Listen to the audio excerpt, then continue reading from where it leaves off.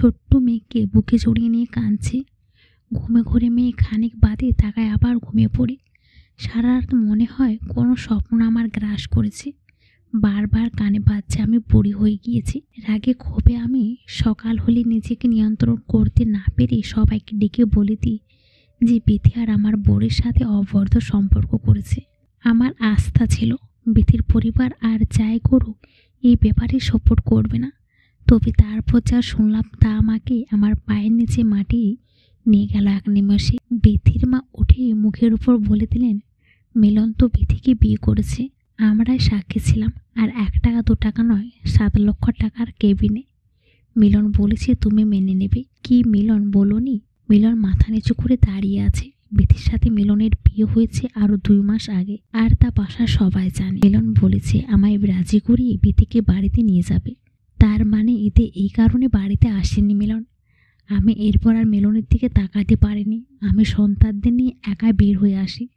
গ্রামের সহজ সরল মেয়ের মনে এত শক্তি আসতে পারে তা আমি নিজেকে দিয়ে প্রমাণ পেয়েছি।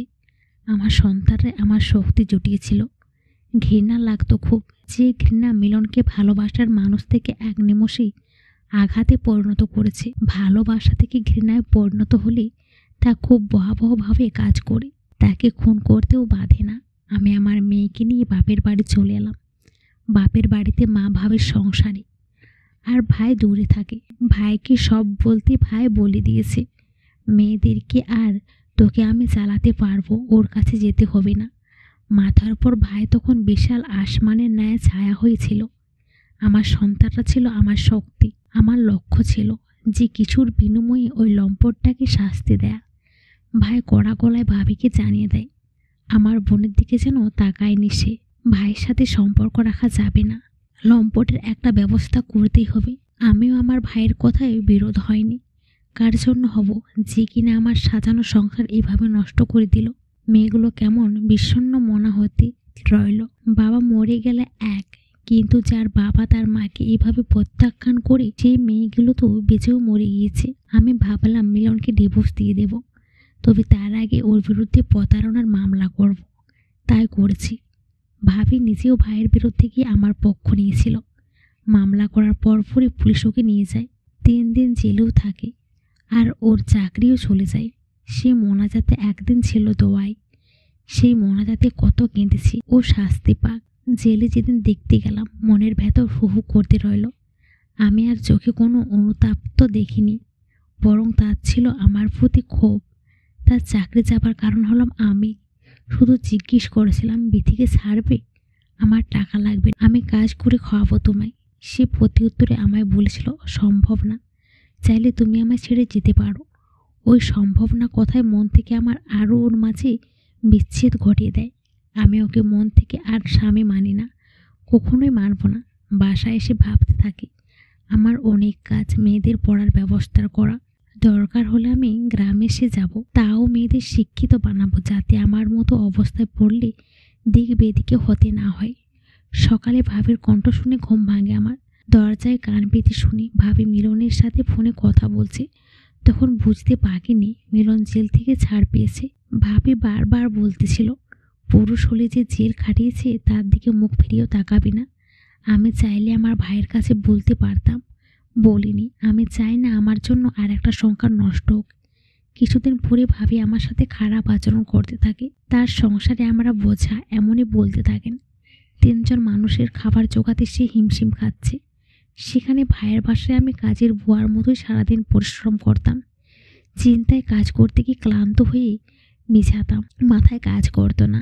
একজন মানুষ 38 থেকে 40 বছরে এসে যদি বুঝে তার পেছনে বয়সটার বৃথা, তখন তার এই কাল নরক হয়ে যায়।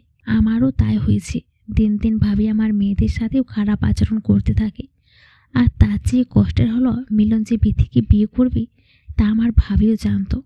কথায় কথায় সব জেনেছি। এত বড় শত্রুর কাছে থেকে কি হবে? আমি আমার মেয়েদের নিয়ে শ্বশুর ঘরে চলে আসি।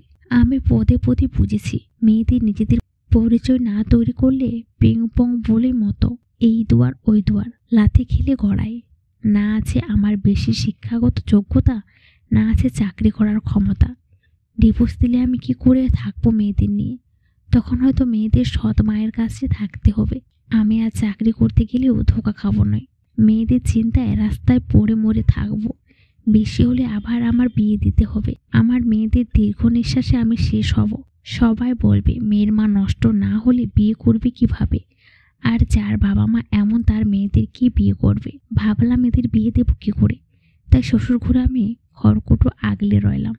মনে চিন্তা ছিল মেয়েরা লেখাপড়া করে বৃত্ত হলেও আমি চলে যাব দূরে কোথাও। এইদিকে মিলনের নতুন শ্বশুর শাশুড়ির লোক তাকে চাকরি দিয়েছে, তাতে বিথি এখন সবার পছন্দের বউ। আমার শাশুড়ি এসে আমার মাথায় হাত রেখে বলেন, শোন, মহিলাদের এমন দেমাগ থাকতে না হয়, ছেলে মানুষ এইরকমই করে মেনে নে। মাঝে মাঝে কল দিস, মায়া না থাকলেও পুরুষ মানুষ বাঁধা যায় না। আমার গা গুলিয়ে আসে, কানে বাজতে থাকে আমি বয়স্ক হয়ে গেছি। উনুনের পাশে হলুদ কুকুর বসে ঝিমায়। মিলনকে আমার এমনই এক পশু মনে হয়। শাশুড়ি ফোনটা এনে হাতে দিয়ে বলেন, দে কল দে। ও টাকা পয়সা না দিলে চলবে কি করে। মিলনকে কল দিলাম। এত মাস পরে আমার কল পেয়ে আমার সাথে খারাপ আচরণ করেনি। শত হলেও এককালে ভালোবেসেছিল। 13 বছর সম্মান করেছে ওকে। আর যাই হোক, ওর সন্তানের মা আমি। এতদিন পরে কল দিলে জেলে নিবে নাকি আবার? আমি হেসে বললাম, না, সে ক্ষমতা আমার নেই। মেয়েদের জেদ দেখানোই ভুল। বিয়ে যখন করেছ তা তো আর মুছে ফেলা যাবে না। এখন আমাদের সন্তানের ভবিষ্যতের কথা ভাবা দরকার আছে। তুমি বাড়িতে না আসো ঠিক আছে, তবে সন্তানদের লেখাপড়ার খরচ চালিও। মিলন বলল, নিশি আগে বুঝলেই হতো। আমি তো তোমাদের স্থান আগের মতোই রাখতাম। আমার ঘৃণায় চোখে টপ টপ জল ঝরতে থাকে। একবার যদি অনুতপ্ত হতো, একবার যদি ভুল স্বীকার করতো, আর কিছুই চাওয়ার ছিল না আমার তখন ভেতর থেকে দমকা বাতাসের মতো বের হয়ে আসছে। ওর ভেতরে কোনো অনুতাপ তো নেই, না আছে অপরাধ বোধ। আমি মুখে শাড়ির আঁচল গুঁজে কথা বলছি। মিলন বলল, আমি তোমার উপর কোনো অবিচার করব না, কালই টাকা পাঠাবো। তবে একটা শর্ত, তুমি তোমার ভাইয়ের সাথে আর যোগাযোগ রাখবে না। আমি জানি আমার প্রতি যত ক্ষোভ সে তৈরি করে দিয়েছে। আমি তচ্ছল্য পড়া হাসি দিয়ে বললাম, না, রাখবো না। কারণ আমি যদি আমার ভাইয়ের সাথে তেমন যোগাযোগ রাখি তাহলে তোমার বোনের সংসার টিকবে না। ওপাশ থেকে আর কথা আসলো না, একদমই আসে না। মনে মনে বললাম, এর চেয়ে আর কি অবিচার আছে। সব মুখ বুঝে মেনে নিচ্ছি আমার সন্তানদের জন্য। আজ ওরা না থাকলে মরে যেতাম। কি আছে আমার বাঁচার অবলম্বন? শুধু ওরাই দুজন। বাঁচতে টাকা পয়সা কিছুই লাগে না একটা মেয়ের, শুধু পাশে চরিত্রবান একজন পুরুষের হাত থাকলেই হয়। আমার যে তাই নেই। মেয়ে দুটোর মুখ গম্ভীর করে রাখত। বড় মেয়েটা বাবা বলতে পাগল ছিল, আজকাল বাবা বলতেও ভয় পায়। হঠাৎ একদিন সকালে মিলন বিথিকে নিয়ে হাজির। দরজার আড়ালে দাঁড়িয়ে আছে আমি। যে মানুষটার জন্য নতুন শাড়ি, চোখে কাজল পরে অপেক্ষা করতাম, আজ তার ডান পাশে দাঁড়ানো বিথি। গোলাপি শাড়ি মাথায় ঘোমটা পরে হাসি মুখে দাঁড়িয়ে আছে উভয় হয়ে।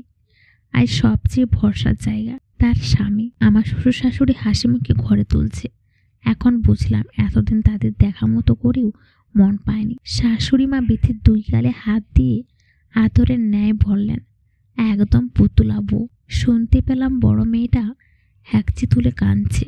একের পর এক মানুষ আসছে নতুন বউ দেখতে। বলতে গেলে কয়েক বছর আগলে আমার বড় মেয়েরই বিয়ের প্রপোজাল আসবে, সেখানে তার বাবা নতুন বউ নিয়ে এসেছে। আমি জানি আমার মেয়েদের বুকের ভেতর জমানো দাগ কেউ সরাতে পারবে না। ছোট্ট মেয়েটা জ্বর উঠলো, তার বাবা মায়ের মাথায় হাত দিয়ে দেখছেন। এরই মাঝে বিথি এসে মিলনকে বলল, আপনি এইখানে? আমি নতুন এলাম, একা একা বসে আছি, চলুন কথা আছে। মিলন অনিচ্ছাকৃত চলে গেল। আমি জানি আমার মেয়েদের রেখে চলে গেল। এই দুনিয়ার ওদের আপন বলতে কেউ থাকবে না। পাশের রুম থেকে বিথির হাসির শব্দ ভেসে আসছে। আমার স্থান হয়েছে আমার মেয়েদের কক্ষে। 13 বছর যে কক্ষে আমাদের শত স্মৃতি রয়েছে, আজ সব বিসর্জন দিয়েছি। মনের আবেগ যেখানে কবর দিয়েছি সেখানে রুম তো সামান্য জিনিস। পুরুষরাকে ধাতু দিয়ে গড়া হয়। যে রুমের প্রতিটা আমার স্মৃতি জড়ানো, মিলন কি করে অন্য মেয়েকে ওই জায়গায় বসায়? আমি মরিনি জ্যান্ত মানুষের সামনে কি করে অন্য মহিলাকে একইভাবে ভালোবেসে কাছে টেনে নেয়?